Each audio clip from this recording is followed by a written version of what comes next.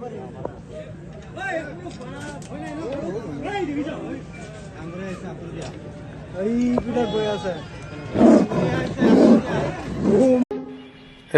ఆగండి ఆగండి ఒక్క నిమిషం. ఇక్కడ చూడండి బల్లి ఎలా తింటుందో.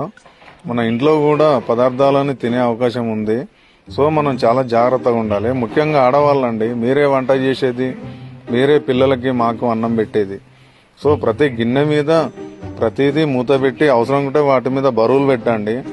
ఈ విషయాన్ని కూడా అందరికీ షేర్ చేయండి. ప్రతి ఒక్కరికి తెలుస్తుంది, జాగ్రత్త పడతారు.